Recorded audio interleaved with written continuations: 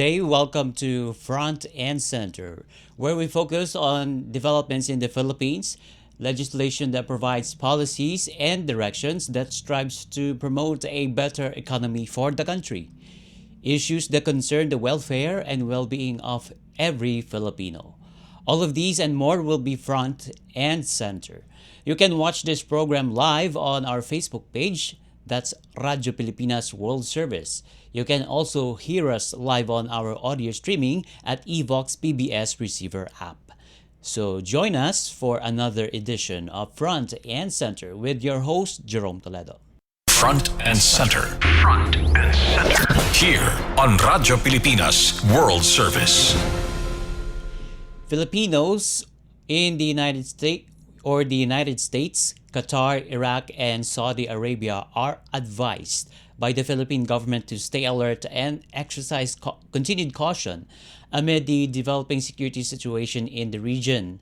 The advisories were issued by the Philippine embassies in Washington, D.C. in the USA, Doha in Qatar, Baghdad in Iraq, and Riyadh in Saudi Arabia after the U.S. or after U.S. struck Iran's nuclear sites, prompting Tehran's retaliation on American airbase in Qatar last Monday. The embassy or our embassy in Doha said that no casualties were reported so far in the counterstrike, but told Filipinos to shelter in place. Filipinos in the United States, meanwhile, were told to actively monitor the U.S. Department of Homeland Security amid its heightened threat and environment alert its heightened threat environment in the U.S. following the strikes. It noted that the U.S. agency's warning about the likelihood that violent extremists independent mobilizing to violence in response to the conflict would likely to increase if the Iranian leadership issues a religious ruling calling for retaliatory violence against targets in America. Earlier this week, U.S. President Donald Trump announced a ceasefire between Israel and Iran. And meanwhile, Tehran said it could only bring an end to its strike if Israel stops its attacks and respects the peace plan of the Trump administration. Front and Center. Front and Center. Here on Radyo Pilipinas World Service. Still on developments in the Middle East, the two main border crossings in Israel via Egypt and Jordan are fully operational with complete security mechanisms in place to ensure the safety of all foreign nationals, including Filipinos intending to exit the Jewish state, which is under fire from Iranian ballistic missiles. Israel ambassador to the Philippines, Ilan Flus, said risks remain, but the crossings are all open. The Philippine Embassy in Israel earlier said using Jordan as a safe passage for Filipino repatriates might change depending how the conflict develops. And the Philippine Ambassador Philippine Ambassador in Amman, Jordan, Wilfredo Santos, said passing through the central crossing via King Hussein Allenby Bridge in Jordan had been difficult over the past few days. And that's due to the influx of people that is leaving or exiting the Holy Land. And based on the latest Philippine Embassy data there are some 311 Filipinos asking to leave the Israel, with 50 overseas Filipino workers already confirmed for repatriation. So as this developed, Israeli Prime Minister Benjamin Netanyahu's office on Tuesday confirmed that Israel has agreed to a bilateral ceasefire with Iran after Netanyahu received a call from U.S. President Donald Trump stating that Israel must reduce its attack with Iran. Meanwhile, our Philippine Air Force is ready to deploy its transport aircraft should the government call for a full repatriation of Filipino citizens in the Middle East due to the conflict between Iran and Israel.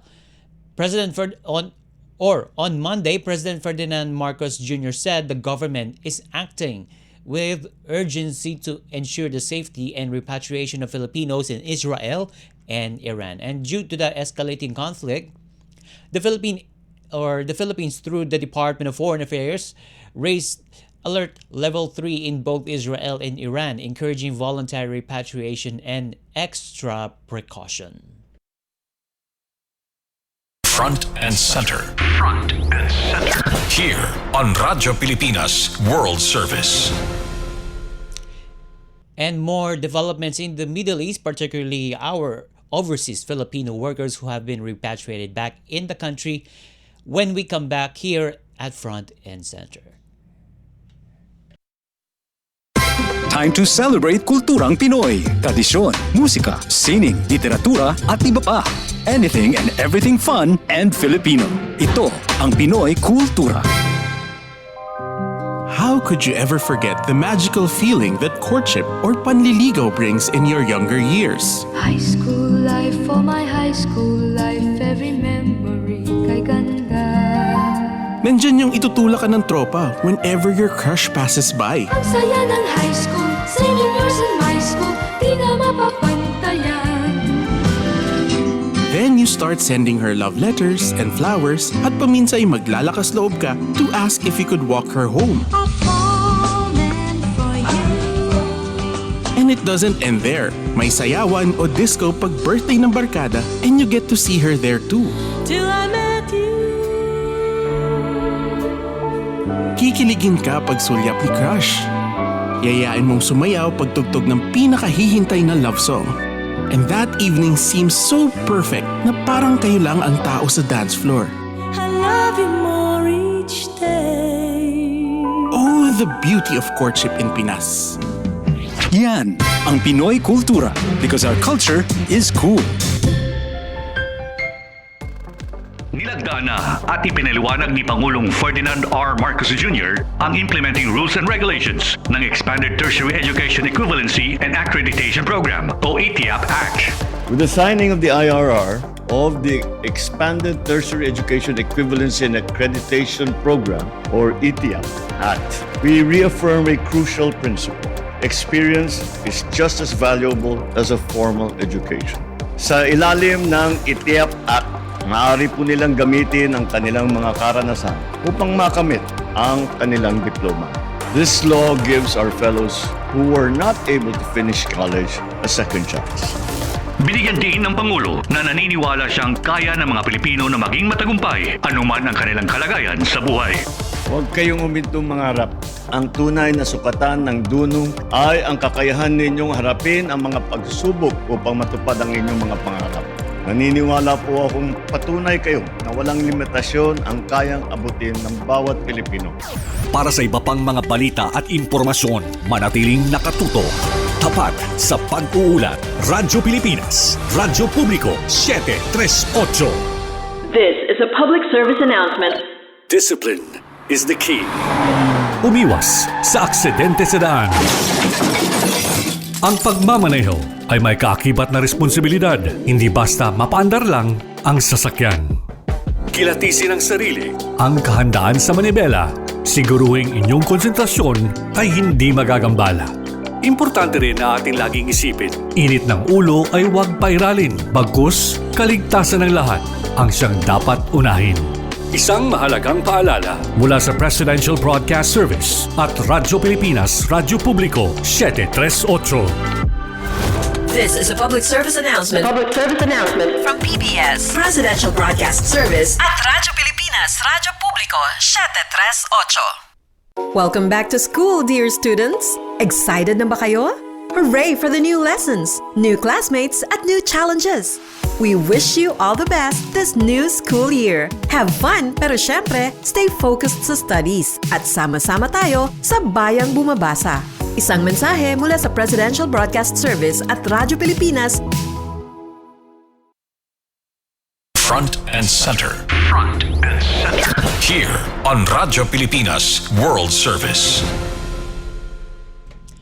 Welcome back to Front and Center with me, Jerome Toledo.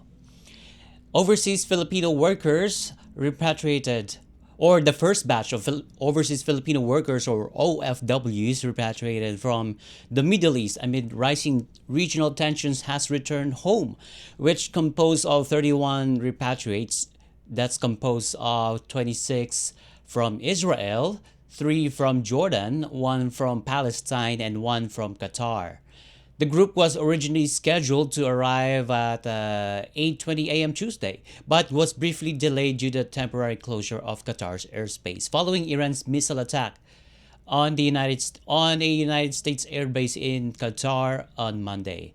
The Department of Migrant Workers, through its Secretary Hansley Kakdak, said that second batch of 50 OFWs is expected to return later this week, while another 20 are currently being processed by the embassy. And the repatriates from Israel crossed the King Hussein Bridge into Jordan before flying home, supported throughout by Philippine embassies, migrant workers' offices, and welfare officers from the Overseas Workers Welfare Administration in Israel, Jordan, and Qatar. Secretary Kakdak traveled with the OFWs from Jordan and personally ensured their safe passage back to the Philippines. And each repatriate received 150,000 Philippine pesos in financial support, as well as 75,000 pesos each from the DMW and OWA. And the workers were also given immediate airport assistance, including temporary accommodations and transport to their home provinces.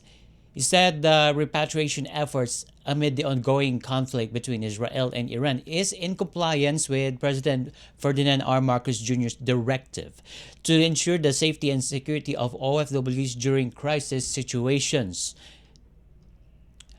And meanwhile, OWA Chief Patricia Yvonne, or PY Kaunan, together with the Health Secretary Teodoro Herbosa, Department of Social Welfare and Development Undersecretary Monina Josefina Romualdez, and TESDA Deputy Director General Felizardo Colombo and DFA Assistant Secretary Robert Ferrer welcomed the OFWs and they provided on-spot medical, psychological, and reintegration services. So that's when once OFW has returned home, so they receive those kind of medical attention, such as medical and psychological and reintegration services. The migrant workers, through its National Reintegration Center for OFWs, will also assist the repatriates in establishing their livelihood ventures or finding alternative employment opportunities aside from the free skills training vouchers from TESDA and business trainings from the Department of Trade and Industry. So we can see that there is a whole of government approach when it comes to welcoming back our kababayans abroad or who have worked abroad. And for those seeking local employment, the Department of Labor and Employment is prepared to assist them in terms of placing or in terms of job placement and job matching. And Kakdak recognized the one country coordinated efforts by concerned government agencies for the safe and successful repatriation of the OFWs from conflict affected areas in the Middle East. So they are also practicing the one country approach to bring back our kababayans who have worked in conflict zones in Israel and Iran and in some areas across the Middle East. And also, DMW Undersecretary Felicitas Bay, meanwhile, said out of more than 30,000 OFWs in Israel, more than 300 have requested repatriation so far. Meanwhile, Administrator Kaunan stressed the emotional impact of the repatriation of the OFWs to their families. Front and center. Front and center. Here on Radyo Pilipinas World Service. And before we go, the government, at least for now, assured that the ongoing Iran-Israel conflict will have minimal and non-alarming impact. Again, that's minimal and non-alarming impact on the country's economy and energy supply. That's according to the Department of Energy Officer in Charge, Undersecretary Sharon Garin, quoting the Department of Economy, Planning and Development Secretary Arsenio Balisacan. OIC Garin said that all concerned agencies are actively monitoring the situation and are prepared to act if conditions change.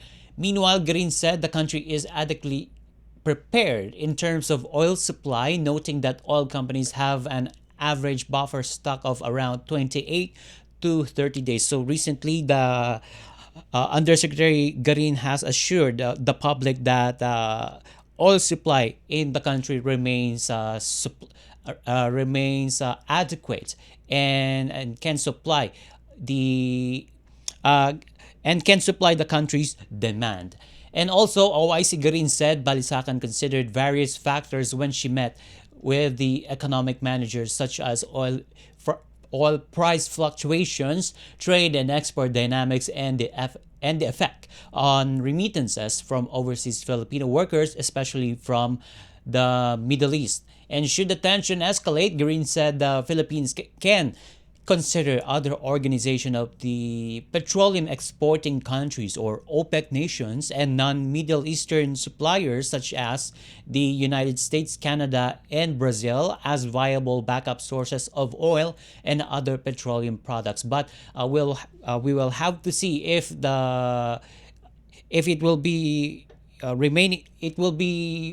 remain the same, because given that our oil supply comes from the Middle East countries, but now we are getting our supplies from non-OPEC countries such as the United States, Canada, and Brazil. So that may impact the oil prices. And also there are some government interventions to address the looming effects of the oil price hike that is being fired up by the tensions in the Middle East, such as providing fuel assistance to our transport sector and as well as the agriculture sector.